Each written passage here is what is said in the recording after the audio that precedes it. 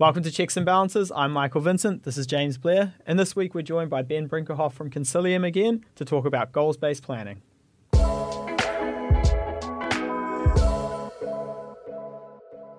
Okay, Ben, great to have you back again. Last time we spoke, and you're pulling at the heartstrings.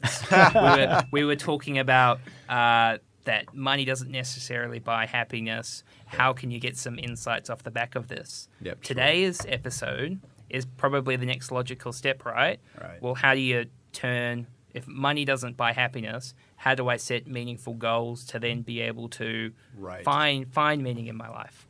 Yeah, so goals-based advice is, I think, where all good financial planning leads.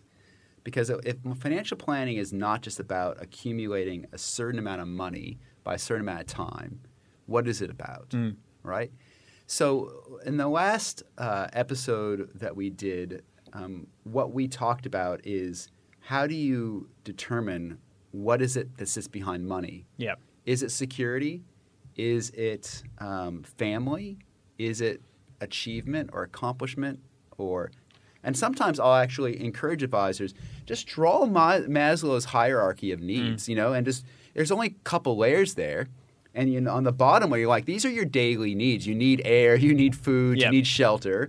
And above that, you need security. So what you want is you want the air, food, and shelter. You want to know that that's secure for as long into the future as you can think about. We get that, right? Everybody wants those. And people kind of initiate a relationship with a financial advisor thinking that's kind of what I'm looking for, security about my needs into the indefinite future. But Maslow said it doesn't stop there. What happens is it's like our needs are like whack-a-mole, right? As soon as you hit the mole, another mole pops up, right? And the mole that tends to pop up once I have security about my needs into the future is relationships. How can I have a sense of love and belonging amongst my community, friends, family, right? So quality, meaningful relationships. And then as you satisfy that, you think, oh, gee, if I just have that, everything is good. And Maslow goes, no, right? The next thing that happens is you layer on top of that esteem, right? You want to do things that you think, this is esteem worthy. Yeah. I've made a contribution to my people, to my tribe, to my community. I've made a contribution that helps and promotes the well-being of that group, right? And so people want to move into that. And then he talks about self-actualization. Yeah. And I think of self-actualization as if I can be on my deathbed and think, gee, I don't have any regrets, like you've got there. And I don't know that anyone actually achieves that, right? But so you draw that out and you say, I know that you want security over your daily needs for the rest of your life. Right? I just don't know how to climb up the rest of this triangle because I know that once we satisfy those, you will still want to use money to influence better relationships and doing things that you think are really esteem-worthy within your community. Right? Because that's what the positive psychology tells us. So we're just preparing for a deeper level conversation. Now, you get to that question about goals, and people freak out a little bit. Right? The word's a bit like, it's like, oh, let's talk about your goals now. Right, you can almost feel the audible sigh, like, I knew James was going to ask me about goals, right? He's so boring. He's not as pretty as Mike. Well, they usually just trot out the same sort of goals every time, right? It's just like, I want to retire early. These these cookie cutter goals, and you're like, what does that mean to you? Like, what does retirement actually mean to you? The client you spoke to yesterday is going to be feeling a little bit hurt now, Mike. You've called the goals cookie cutter. Well, listen, I don't think it's all that different for many. I mean, I'm sure most people see accountants going, I'd like to pay less tax. Right? So I essentially, a little bit, that's what you're there to do. Accountants are boring, though. And you know that, and they know that. But let me share a little bit of an experience. Sometimes I would walk out of a test when I was at university. And someone said, and in America, we used to grade things A, highest marks, B, then C, then D, and F was a fail. Right? And they'd say, Ben, how do you think you did on the midterm? And I think, oh, maybe I got a C or a B. Now, I might have actually thought I got an A, but is afraid to articulate it because what if I told you and then I actually got a bad grade? Yeah. And then I'd have to, Then I look like an idiot. Look like an idiot. Yeah. So so the same sort of instinct plays itself out in the financial advisor's office. You say, well, tell me about this future that involves you spending more time with your kids and your grandkids. If you don't know what that's about, maybe listen to our episode we did before. And so they'll throw something out thinking, I don't want to set a goal I can't achieve. Yeah. Right? And so so it's actually useful to maybe just throw the whole goal word out and say, listen, it's not a goal, it's just a guess. Yeah. It's just a guess. We're just going to explore what that looks like, right? You can even tell me the kind of things you'd be doing if you were doing that and enjoying that and living that. Yeah. And what we can do is we can price those things up later, right? So it's just a guess. Yeah. Okay, well, I can guess, right? We don't have to stick to any of these things. Now, every financial plan has 7 parts, right? I'm sure when you guys plan. Yeah. Now, no prizes for guessing what those 7 things are because they're really intuitive. There's what assets am I starting with? There's how much I'm going to put into the plan. There's the point I move from being a net saver to a net spender. That doesn't mean I retired, by the way. It just means I'm pulling out. I'm not putting in. There's how much I want to pull out over time. There's how much I have left at the end. There's how long that entire time horizon is from now until then. And there's the kind of portfolio that I'm going to use to have the assets compound throughout the entire framework. If you don't have those 7 things, as a practitioner, you actually don't have a plan. Yeah. What's your experience in trying to get people to articulate those things? Not that I'm trying to interview you, but you're in the business day by day doing this. It's pretty difficult, isn't it? Yeah. It's just sometimes you say hello and people will just go like blut, and it'll all come out, and it's quite easy to construct something. At other times, it is like pulling teeth. Yeah.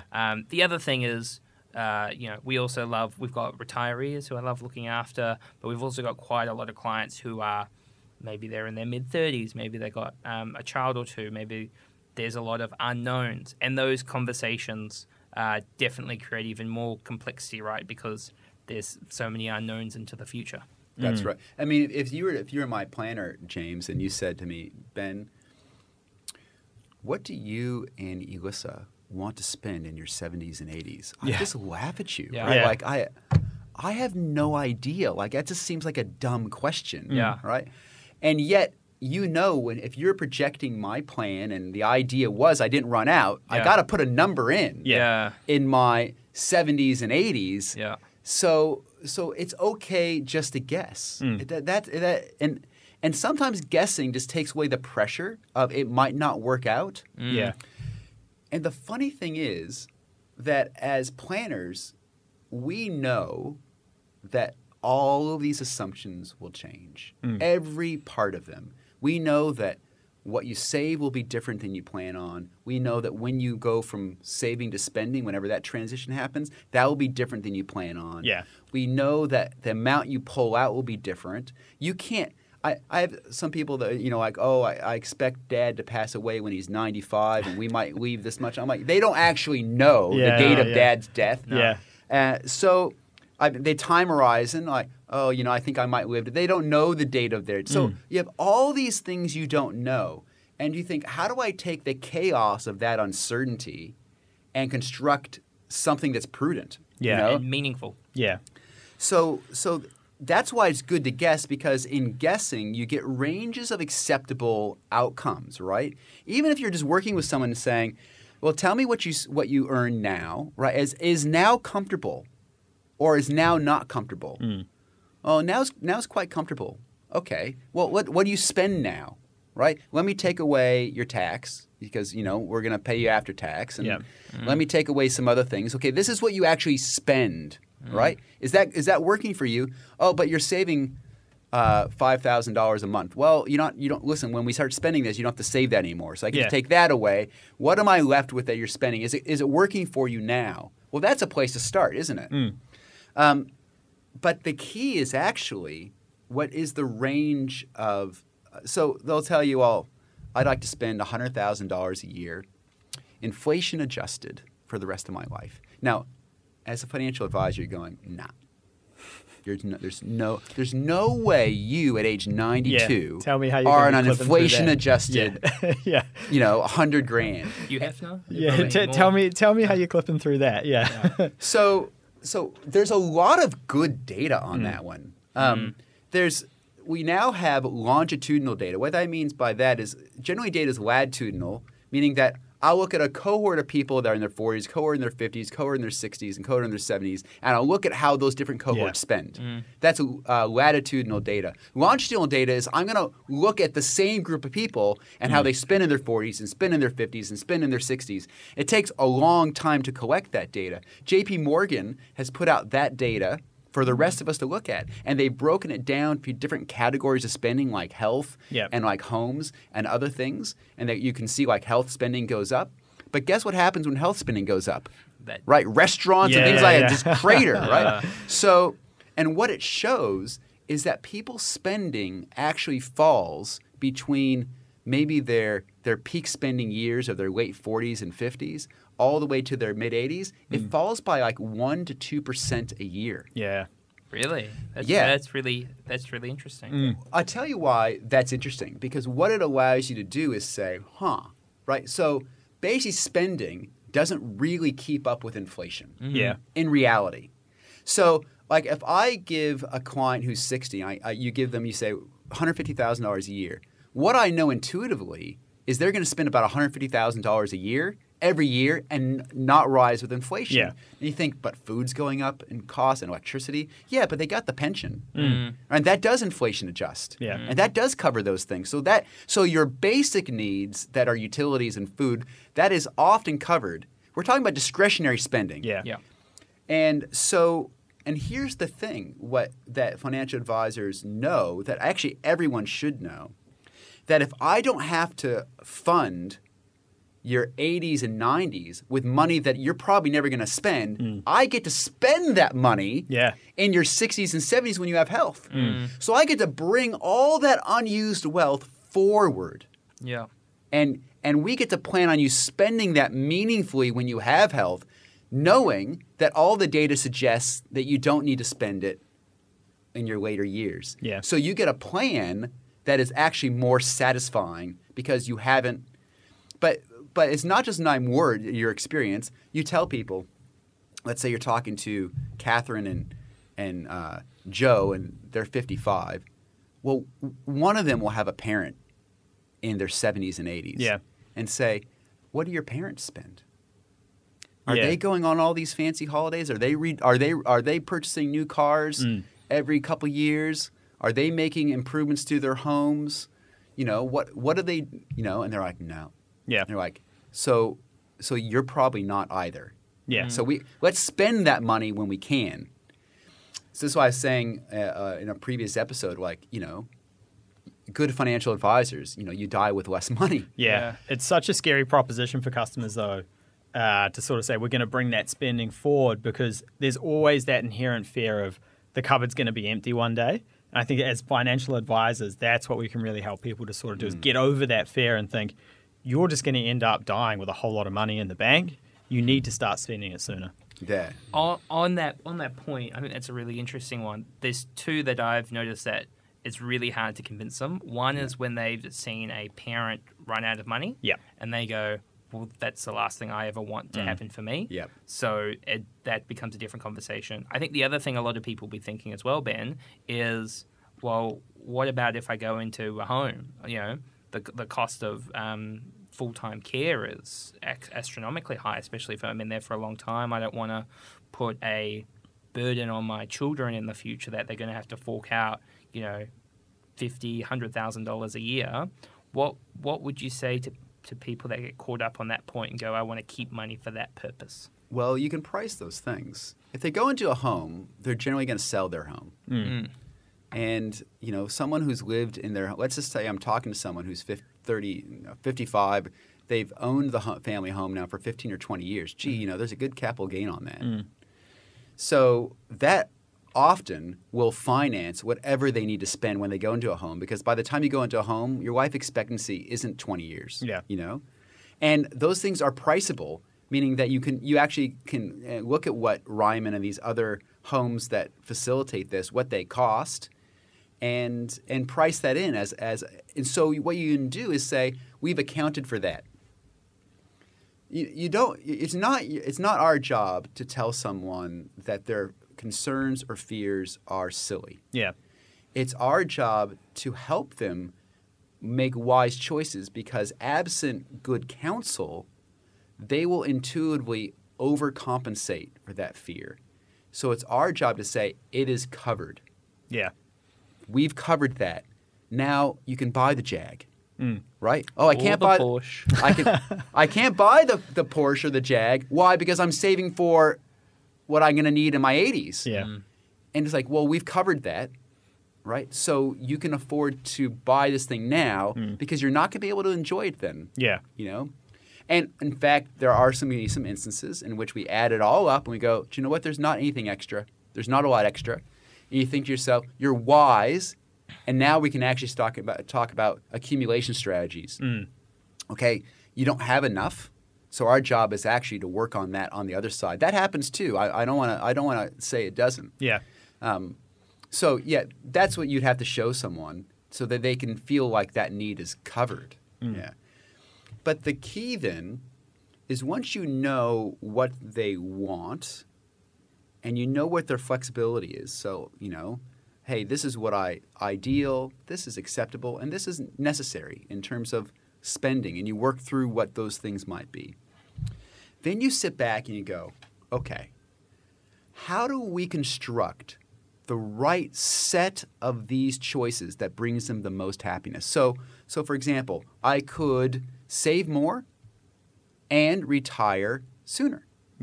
I could save less and plan on normal longevity rather than extraordinary longevity. I could spend less and take less volatility, less or a lower leveraged strategy with their investment situation. Or I could have a time of working and spending from the portfolio, kind of working part-time. So what set of all those different assumptions seems to mesh most clearly with what is money about for them anyways? If money is about family or whatever it is, then what set of those choices feel like they most consistently work with what they actually want to sit back and achieve in this life? And because the plan doesn't care if they work longer and spend more. If that gives them a greater sense of a happiness and achievement, that math will work. The plan doesn't care if you retire sooner and save more. That works too, right? So as a professional, we're kind of indifferent between those two plans. They both work, but they're not emotionally indifferent. And some set of these priorities and trade-offs will give them the greatest sense of happiness. Now, we then say, this is your plan, and they go, that plan fits with what I want in life, and I'm really happy about that. And we go, yep, let's plan on that, knowing that we're going to stay in touch with you every 6 months, 4 times a year, maybe once a year, once everything's settled, because this is all going to change. Right? What you sell your business for will be different than we've estimated. What markets return will be different than you've estimated. And we're going to constantly make the tweaks in the background in light of this is what you want to achieve in life. The assumptions are now turned into facts. And we're going to now readjust the plans so that, this is now the best choice plan. And that happens pretty consistently. You know? And I say to all my clients that the assumptions that we come up with, to your point, that some things will work out better, some things will work out worse. If we're sticking to the plan, you'll end up getting to your goals. It's just the way you get there will look different. Yeah. The other conversation I'm really enjoying having at the moment, which was an example you gave, is, I have a 27-year-old at the moment who I'm talking to, who's got this goal of, paying for his house in cash at 35, looking after his parents. He's got it kind of all drawn out. And the question I was asked was, cool, what happens once you pay for the house? And he was like, well, I just want to know that I'm financially free. And I'm like, I can tell you're the kind of switched on sort of person that's not just going to sit on the couch and do nothing for the next 60 years. And then we had the conversation around, well, you're not going to be any younger than you are now. Let me ask you, is there anything you feel like you're sacrificing now for that future goal? And he was like, well, we'd really like to travel, but if we travel, we can't pay for the house in cash. And it just a really interesting conversation where you're absolutely right. And I think that's probably a little bit of a tone of this podcast is, you got to spend your money, you got to enjoy it, blah, blah, blah. There are a lot of people watching. You are spending too much money. Stop spending so much money and plan for your future. Yeah. But there is certainly a group there as well where you go, well, I mean, you could have financial freedom, but what does financial freedom mean? And if you're going to keep working, well, what could you do now to enjoy yourself and find that sort of balance? A good example is, I'll give you a plan that will never fail. Work until you're 85 and go on the pension. Yeah. Right?